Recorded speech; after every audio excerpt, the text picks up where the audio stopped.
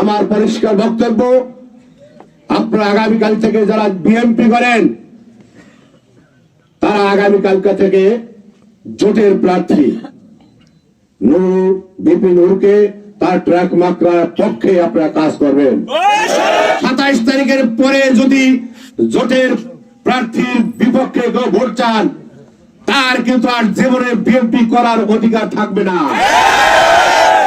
যিনি যদি সাহস জুগিয়ে রাজপথে না থাকতেন আজকে বাংলাদেশ জাতীয় দলের চেয়ারম্যান তারেক রহমান বাংলাদেশে তার মায়ের জানাজায় অংশগ্রহণ করতে পারতেন না। যিনি জীবনের ঝুঁকি নিয়ে তার জীবনের সর্বশক্তি বিনিয়োগ করে রক্ত দিয়ে এই বাংলাদেশকে গণতন্ত্রের অধিকার, ভোটের অধিকার, মানুষের অধিকার প্রতিষ্ঠা করেছে। আমি বাংলাদেশ জাতীয় দলের পক্ষ থেকে তাকে ধন্যবাদ জানাই, অভিনন্দন জানাই। আসলে তাকে ধন্যবাদ অভিনন্দন জানাই শেষ করা যাবে না। আমাদের সেই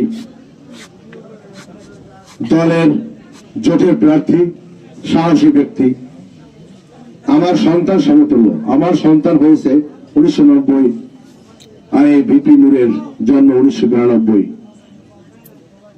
আমাদের সেই প্রার্থী আজকের প্রধান অতিথি বিপি নূর, উপস্থিত আছেন 10 মিনিট উপজেলা বিএনপির নেতৃবৃন্দ, যুব দলের সদস্য সহ সম্মানিত নেতৃবৃন্দ, ছাত্র দলের নেতৃবৃন্দ, গণ অধিকারের জেলা এবং উপজেলা পর্যায়ের নেতৃবৃন্দ, উপস্থিত আলিপুরাবাসী, আসসালামু আলাইকুম ওয়া রাহমাতুল্লাহ।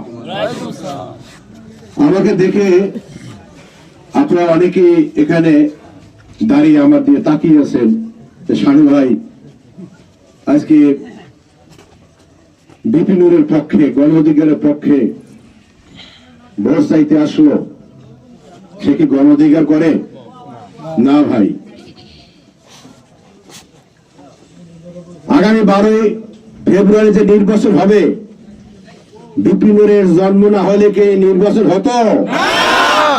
বিপি নূর আন্দোলন না করলে এই নির্বাচন হতো? হতো না।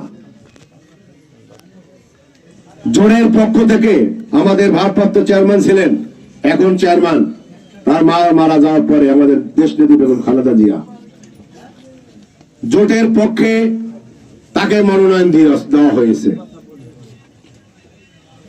আমরা তাকে মনোনয়ন দেওয়ার পরও আমি স্বতন্ত্র প্রার্থীর পক্ষে ছিলাম, আপনাদের কাছে এসেছি হাসান মামুনের পক্ষে। আজকে বক্তব্য বাড়াবো না। গত 22 তারিখ আমার দলের মহাসচিব ফখরুল ইসলাম আলমগীর তিনি আমাকে ফোন করে বলছেন যে যার রক্তের বিনিময়ে এই দেশ দ্বিতীয় স্বাধীন হলো, সেই দলকে আমরা একটা মনোনয়ন দিয়েছি, বিপি নূরকে। আপনারা সেটা মানতে নারাজ। দলের চেয়ারম্যান, দলের প্রতিষ্ঠাতা জিয়াউর রহমানের সন্তান যিনি বিপি নূরকে আজ 1918 সন থেকে 2018 সন থেকে এই কোঠা আন্দোলন থেকে জনাব তারেক রহমান বিপি নূরকে দিয়ে বাংলাদেশের শেখ হাসিনার বিরুদ্ধে সমস্ত আন্দোলন সংগ্রামে তার সাথে কোঅপারেশন ছিল। এই বিপি নূর সবসময় তারেক রহমানের সাথে যোগাযোগ রেখেছেন। তারে দিয়ে আমরা কোঠা আন্দোলন করাইছি, তারে দিয়ে আমরা এই সরকারকে পতন ঘটিয়েছি। আমরা বিএনপি কোথায় দাঁড়াইয়া মিছিল করতে পারি না, শেখ হাসিনাকে পতন ঘটাতে পারি নাই। যার মাধ্যমে হইল তাকে আপনারা সহ্য করতে পারেন না। তিনি তখন সিলেটে ছিলেন তারেক জিয়ার সাথে। তিনি বললেন আমার সময় নাই, আপনি আগামীকালকে আমাকে তুমি করে সম্বোধন করছেন মহাসচিব, তুমি আগামীকাল সকাল 9টার সময় ওল্ড ইউএসএ আমাদের নির্বাচন পরিচালনা কমিটির চেয়ারম্যান, স্থায়ী কমিটির সদস্য নজরুল খানের সাথে দেখা করবেন, তিনি বিস্তারিত আপনাকে বলবেন।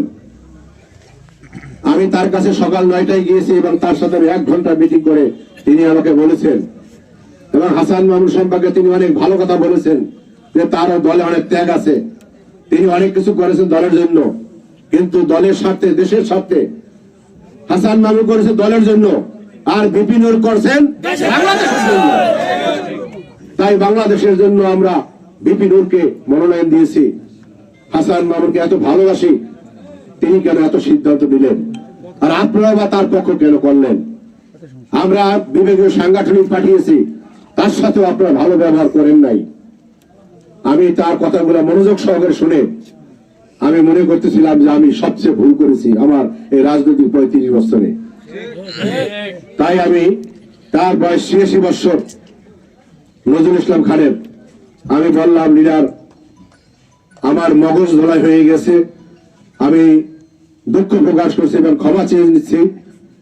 আপনার, আমি তারেক রহমানের নির্দেশ, মহাসচিবের নির্দেশ এবং আজকের আপনার এই পরামর্শ নিয়ে আমি এলাকায় যে আমি আমার জোটের প্রার্থীর পক্ষে কাজ করব।